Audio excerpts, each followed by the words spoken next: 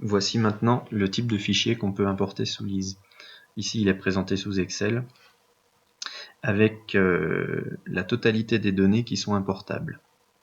Les blocs AutoCAD que j'ai montré tout à l'heure n'étaient qu'une petite partie, ne contenaient qu'une petite partie des données réellement importables. Les utilisateurs pourront très bien créer des blocs plus complets s'ils en ont besoin. Donc on peut voir par exemple que pour un câble, on va pouvoir, tout à l'heure on avait la longueur et puis la nature des conducteurs et la section. En réalité, on va pouvoir préciser lamelle isolante si c'est un type de conducteur non reconnu dans Lise. On va pouvoir préciser le mode de pose, la température ambiante, tous les facteurs de déclassement, etc. Donc on peut vraiment entrer dans le détail des données si on le souhaite. On a ici sous les yeux un fichier exemple qui a été préparé pour montrer comment fonctionne l'import, et je vais plutôt importer ce fichier qui est beaucoup plus complet pour montrer le résultat obtenu dans Lise. Ce sera beaucoup plus intéressant que nos deux circuits de tout à l'heure. Donc si je regarde, j'ai un TGBT, j'ai un tableau divisionnaire TD1. Le TGBT comporte 3 répartiteurs, le principal qui s'appelle R0, on peut le préciser ou pas, et il comporte un sous-répartiteur R1, un sous-répartiteur R2. Le TD1 comporte aussi un sous-répartiteur R1 et R2. On aura des circuits d'éclairage, de prise, circuits résistifs. On aura des circuits BAES, consommateurs divers et moteurs. Les sections sont parfois précisées, parfois pas. On aura des modes de pose différents. On aura parfois des informations sur les circuits groupés. On aura quelques informations de puissance. Alors, ce type de fichier Excel, l'utilisateur est totalement libre de le construire comme il veut, soit à partir d'AutoCAD, soit à partir d'autres outils. Les titres de colonnes, lorsqu'ils sont respectés, lorsqu'ils respectent la syntaxe Lise, peuvent être reconnus automatiquement, mais on peut aussi mettre des titres libres ou pas de titres du tout et configurer l'importation dans Lise. Les colonnes peuvent arriver dans n'importe quel ordre, tout ça est configurable. Je vais le montrer maintenant dans Lise.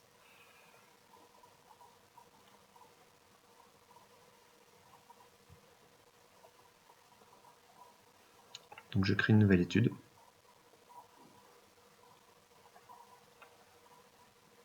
Et je vais importer mon fichier.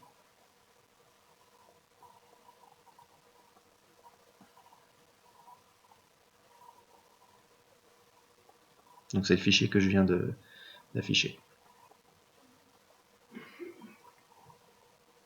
Voilà, on a une prévisualisation de notre fichier. On reconnaît bien ce qu'on a fait tout à l'heure.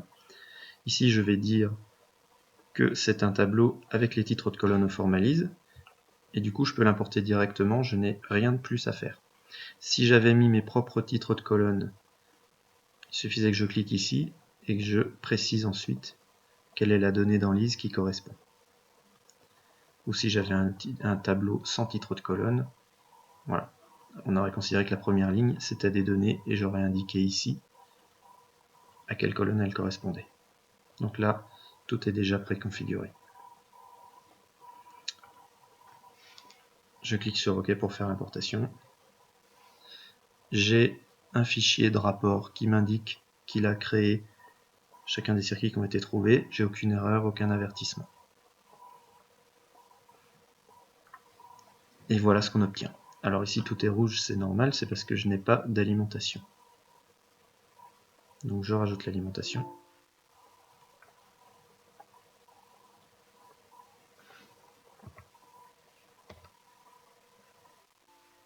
Je ne sais pas ce qui s'est passé.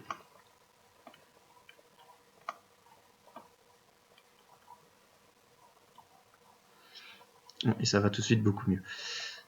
J'ai juste un parafoudre absent parce que dans les paramètres de logiciel, on a dit qu'on avait un risque foudre. Donc on voit qu'on a les différents types de circuits qui ont été entrés. On retrouve toutes les données qu'on avait dans le fichier. Des modes de pose différents pour les différents circuits, etc. Si maintenant je souhaite réaliser des modifications dans mon fichier de données, admettons que je change une puissance ou un mode de pause. Allez, on va changer un mode de pause. Alors dans le fichier Excel, j'ai oublié de le préciser, mais j'ai des listes qui proposent toutes les valeurs possibles pour certains types de données, ce qui évite les erreurs de saisie. Donc je vais changer un mode de pause ici, je vais changer une longueur ici. Voilà. Et puis, je vais sauvegarder le fichier. Et je vais maintenant réimporter. Donc je resélectionne le fichier. Et là, le logiciel me demande si je veux importer dans une nouvelle étude. Et justement non, je veux mettre à jour cette étude. Donc comme tout à l'heure, j'ai la prévisu de mon fichier, je peux configurer les colonnes au besoin.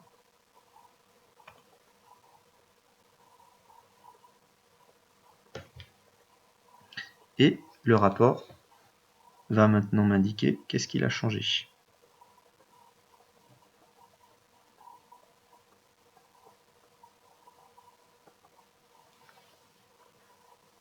Alors bizarrement, j'ai des sections qui ont été mises à jour.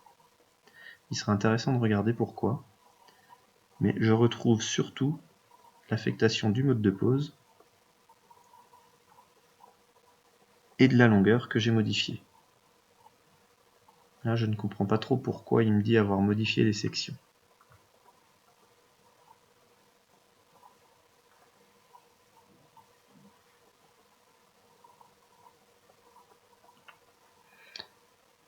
Donc, je regardais, j'avais changé la longueur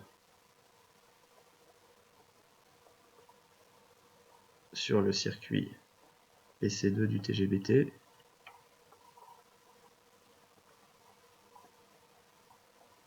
Donc c'est celui-ci.